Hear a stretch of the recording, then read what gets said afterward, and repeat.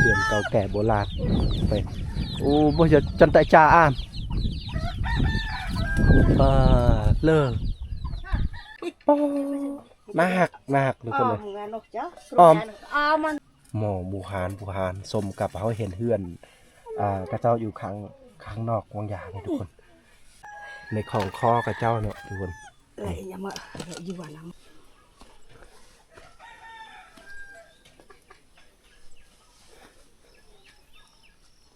สบายดีทุกคนสบายดีสำหรับมื้อนี้คมพาทุกคนไปเบิ่งวิถีชีวิตหมู่บ้านข้างในนี่เนาะบ้านนี้ก็ต่อจะคลิปบ้านวังโคงมื้อวานนี่แต่วันนี้เราก็ยังอยู่บ้านวังโคงแต่ว่ามันมีหลายกลุ่มหลายโซนหลายจุดหลายแจเขาจะมาเข้าไปในแจนี้จะมี2-3ครอบครัวคือกันอยู่นี่นะโอ้ยทางเข้าบ้านกับเจ้านี่เบิ่งทุกคนสุดยอดแฮงเลยเข้าป่าเลย เป็นตาอย่าเข้าป่าได้ยินแต่เสียงนกเลยทางนี้นะแต่บ้านเพิ่นนี่ไป5เมืองประมาณ30 หลักหรือไกลเลยประมาณ40 หลักเลยทางเข้าไปนี่โอ้โหสุดยอดยากแห้งบ้านเพิ่นบ่มีสัญญาณบ่มีไฟฟ้าบ่มีห้องน้ำบ่มีโรงเรียนบ่มีโรงหมอโรงเรียนก็ต้องเดินไปเรียนไกลไปทางพูนย่างไปเนาะเด็กน้อยเขตนี้ก็บางทิศก็ได้ไปเรียนบางทิศก็บ่ได้ไปเรียนนะเอานี่บ้านเพิ่นอยู่ในนี่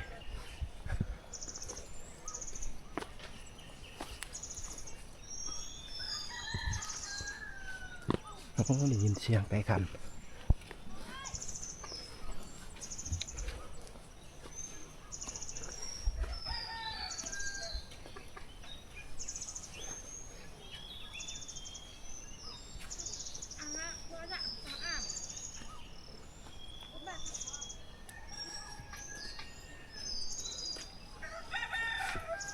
อันนี้แม่นเหล่าเขาได้พระเจ้ามุงด้วยใบวายหรือใบตองวายเนาะก็เจ้าไปมีห้ามเลยนี่ก็เจ้าไปซักเครื่องโอ้สุดยอดโอ้บ่ตะจามว่ามาบนจิจ่า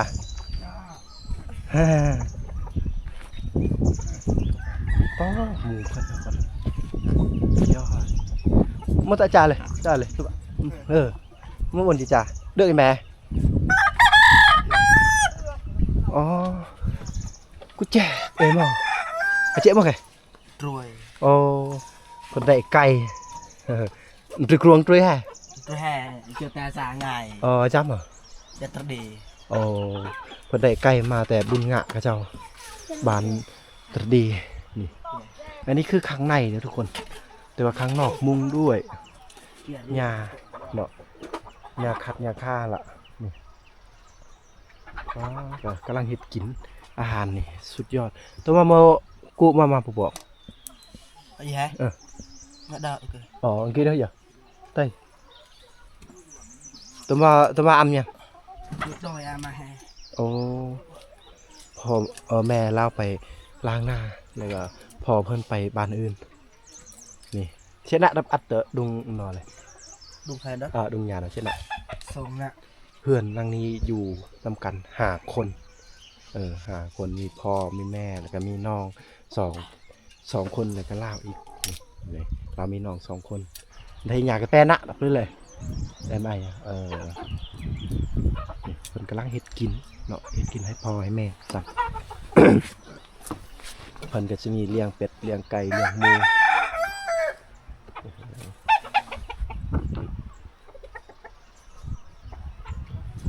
จะนี่เป็นขอกงูเดี๋ยวก็จะเลี้ยงหมูแบบปล่อยธรรมชาติเลย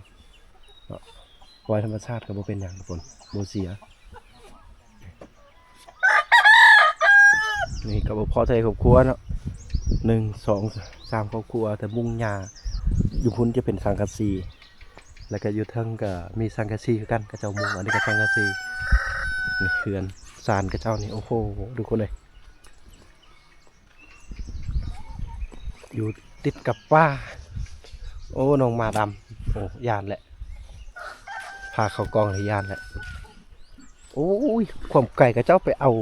น้ำอยู่ลุ่มหมดได้แล้วก็ไปตักน้ำบอกไปซักเครื่องซักคองลุ่มหมุนไก่กับบ้าน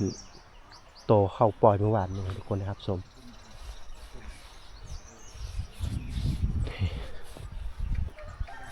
ตอนนั้นกับมุงยา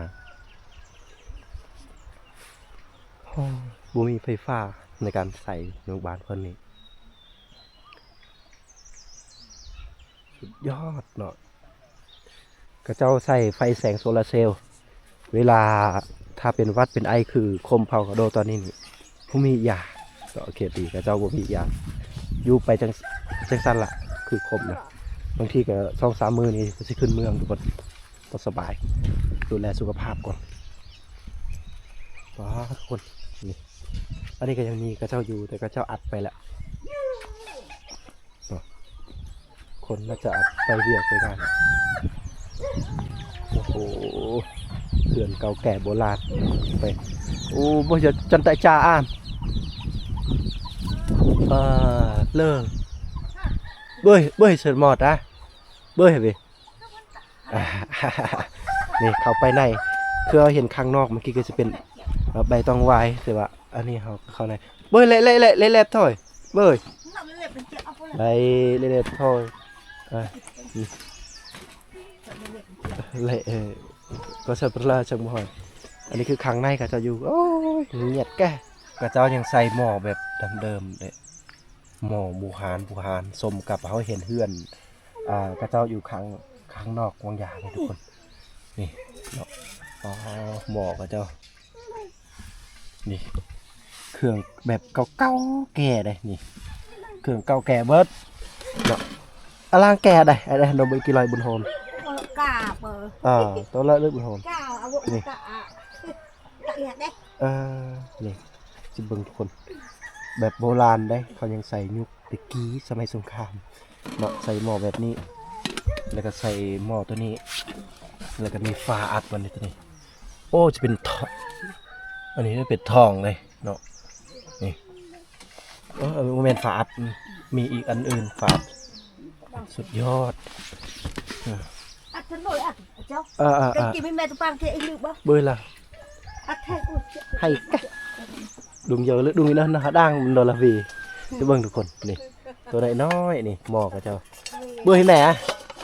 แม่จะน่าเรียกมาผิดนี่มากทุกคนเลยอ้อมมันกี่กลัวแห่ดอกอ้อมเนาะอ้อมภาษาเฮาเอิ้นอ้อมแต่คมก็ยังฮู้เป็นเรื่อยๆอีกแต่ภาษาลาวเอิ้นนี่ยังคนนี่ภาษาไทยเหมาะสมกับบ้านกับเจ้าเขาอยู่ข้างนอกเนาะ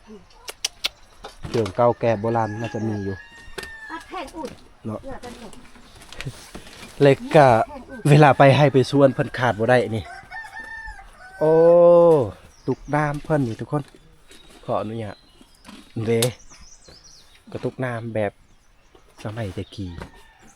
เนาะเตือดนแล้วนี่ช่วงสงครามตะกี้เพิ่นก็สิใส่ฟ้าอัดในนี้อีกโธ่ฝิ่งไฟจังซี่เลยข้างในแห้งอุ่นเงียบขอฝิ่งไฟจักหน่อยน้ำเพิ่นโอ้เด็กน้อยก็เป็นวัดเป็นไอคือคมเลยดิโอ้น้ำเพิ่งย่อยออกมากระจังน้ำเพิ่งย่อยออกมาแล้วกระจังตื่นไปดิเอามาแต่ไปตัดไปเอามาเชื่อว่าเฮ้รวยตะบนรวยก็เจ้ามีไก่ก็เจ้าต้มไก่อยู่นี่เนาะเฮ็ดอาหารไก่นะเอาอันนี้คือคมอยู่นกกรุ๊ปเนาะโอ้อันนี้ก็คือพี่บรรพบุรุษเพิ่นเอาไว้อยู่ข้างในเมื่อกี้มือเล่นกันตะดอเลยกระดองตะวันเนาะอันนี้คือข้างในก็จะเอาไว้เป็นพี่บรรพบุรุษเอาไว้บูชาทุกคนเลยเอาแล้วก็นอนอยู่นี่กินอยู่นี่อยู่นี่เลยอยู่นำกันเฮือนอย่างเดียวต้นไม้นี่พอก็ได้ด้วยเบื้องการแต่งกายของแม่เฒ่าคือสไตล์ออกเวียดนามหน่อยนึงได้ตัวปกติแต่กันพอเดียวอย่ามาเพราะเดี๋ยวยนจีวันตะแก้เลยอันเล็กน้อยเนาะเฮ้ยเรามาอยู่อะไรกระจังโหดมาเดี๋ยวโหดเตี้ยโหดตั้งแม่กันนะโหดปลื้มโหดโลในของคอกับเจ้าเนาะทุกคน lại nhà mợ đi vào làm โอ้มีแมวน้ำ dạ nó dạ thôi đã mà đã dạ là mà cái này à ใช่กี่ใช่ยันเนาะ vậy tụi mình một tua yên giờ อ๋อ có mà lại kẹt ใกล้จะถึง1 ปีแล้วเด็กเนาะเพราะว่าเขาเจ้าอยู่เขตชนบทเนาะบ่ได้ไปห้องหมอห้องยาในการกวดหรือการให้แบบกินยาอย่างทุกคนเอาจะเอาไว้เชียร์ chả vậy nó อย่า cũng chả vậy ขอบอกขอบใจ tụi mình đâu mấy được ทุกมาลังเกยอันนี่กระเจาะปลาโถโอ้จนได้ขึ้นเฮือนเพิ่นอยู่ในข้างในเลย nó đi chết bố chứ chả vậy nó เบ้ยเบ้ย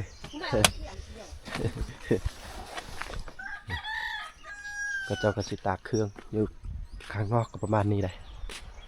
โอ้จนได้เข้าในสัมผัสกับบรรยากาศเนาะวิถีชีวิตชาวบ้านแบบลึกซึ้งขนาดนี่อันนี้อีกครอบครัวหนึงแต่กระเจ้าบ่อยู่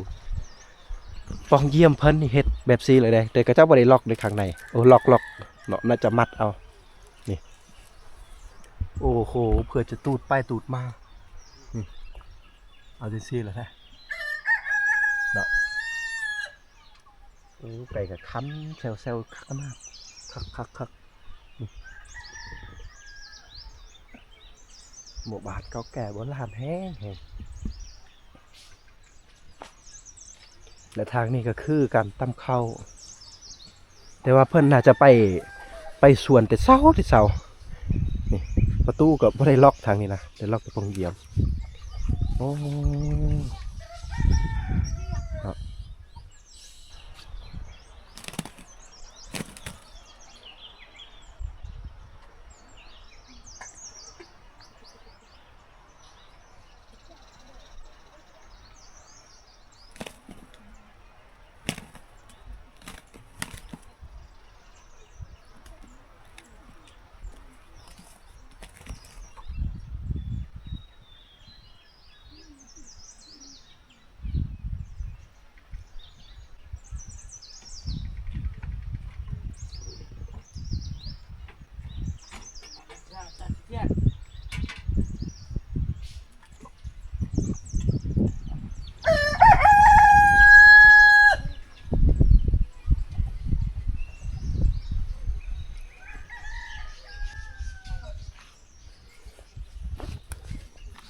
ตัวนี้เสานะก็ น่าจะเอาไว้เฮ็ดเฮือนอีกนะเป็นเฮือนครัวบ่หรือว่าเป็นเฮือนใหญ่ก็เจ้าเสาดีใหญ่เลยเนาะถ้าเจ้าเฮ็ดก็น่าจะเฮ็ดแบบทรงประมาณนี้เลยทรงเฮือนเพิ่นเวลาเพิ่นเฮ็ดนี่ทำกลางธรรมชาติเนาะที่งามอลีนั่นโนโปลงอาจวนกันเลยโอ้โหอันนี้ทางไปเวียดนามก็ใช่ใกล้กันแต่นงอาจวน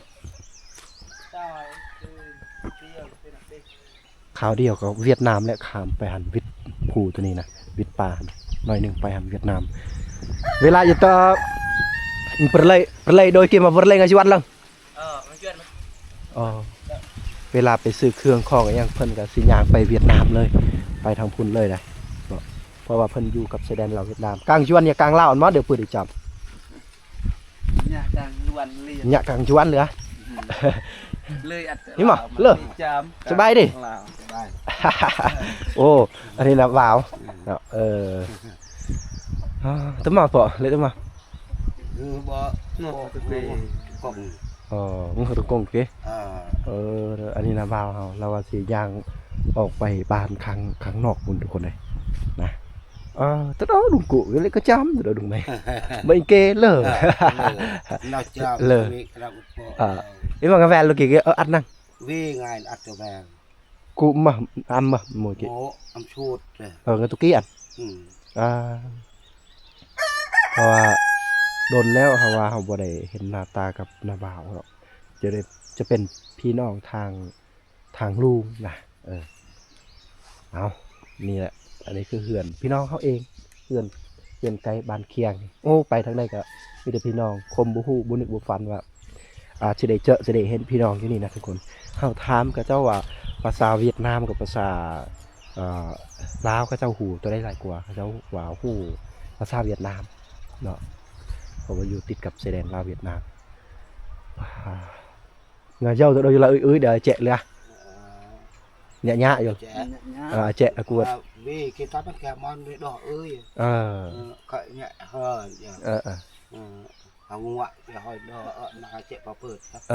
là chạy cả cắt một cái rêu vô một cua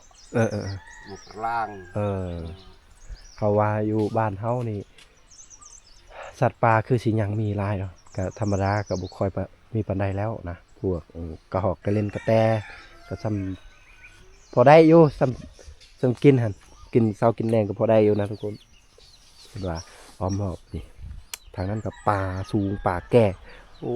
สุดยอดแฮงสุดยอดแฮงเอามาตับตะจ่าเมื่อกี้บ่ mà chả เขาว่าได้อย่างนั้นของกินหัวเลย cơ cô อยู่ผู้เดียวเด้เพราะว่าน้าสาวเพิ่นเสียวังเดือนก่อนนั่นแหละนะทุกคนผมมาบ่ทันได้ยินอยู่ก็เจ้าว่าน้าสาวเสียแล้วแต่ว่าคมบ่ได้มาเพราะว่าคมยังอยู่หลวงพระบางช่วงนั้นช่วงที่น้าสาวเพิ่นเสียโอ้โหกดอยู่ผู้เดียวเลยบัดนี้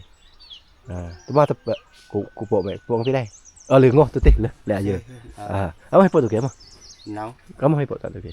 bộ mẹ dâu chính là hạt mà ồ phần vào bay phun cái cháu mi hít đi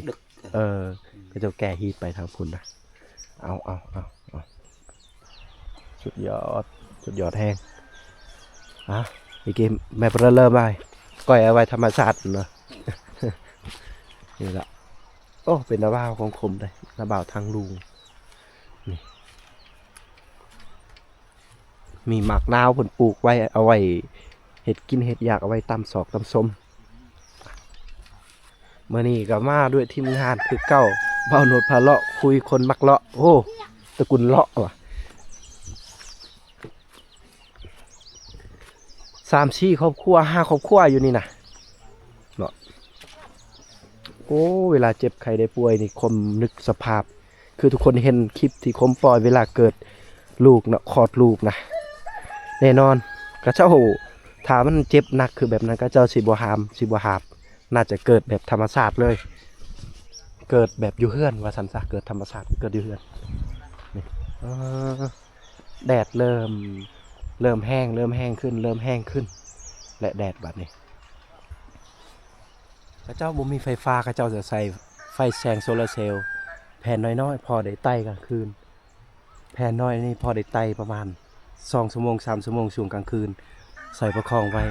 กระเจ้าก็อยากซื้อตัวหน่วยใหญ่นั่นแหละแต่ว่ามันบ่มีเงินซื้อเนาะนี่โอ้โหสุดยอดเลย3 ลังนี่มุงหญ้าเนาะโอ้โห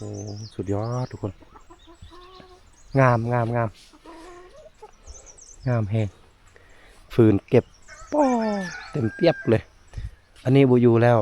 ไปส่วนแล้วทางนี้ทางไปเวียดได้โอ้อยากไปเบิ่งเวียดนามเด้นี่ทางเข้าไปเวียดนามนี่ทุกคนเขาจะย่างข้าวเดียวไปได้ยังขึ้นไปพุ่นจะเป็นเวียดนามแล้วมากับบ่มีอย่างหลากหลายเด้นี่เอาหอบภูพาป่าไปสุดยอดเลยโอ้ก่อนจะฮอดเมืองแต่นี่กับโบแมน40 ปลายลักบ่เนาะก้นเฮวลงไปทางพุ่นไปพุ่นทุกคนเลย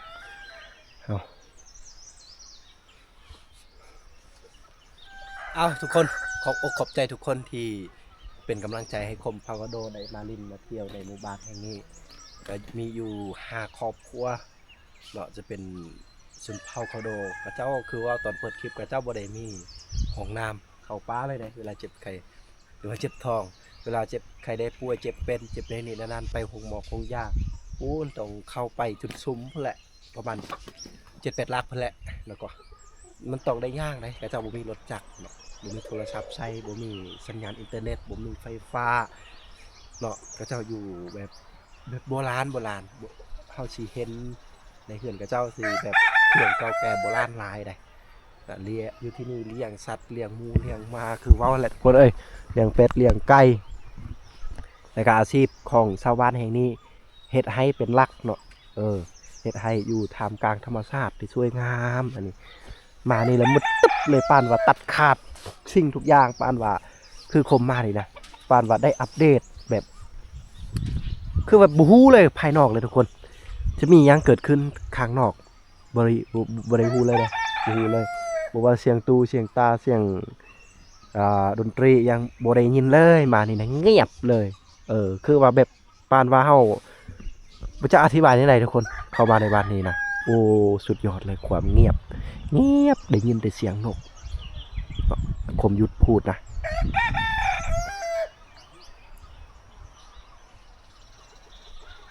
นี่แหละสิ่งที่เข้ามาในบ้านนี้ได้ยินเสี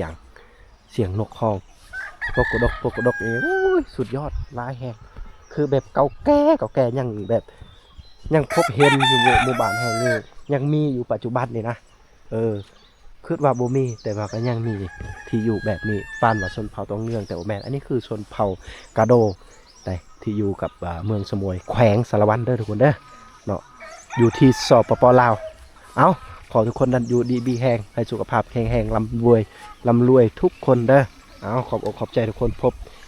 วิดีโอถัดไปทุกคนเนาะบ๊ายบาย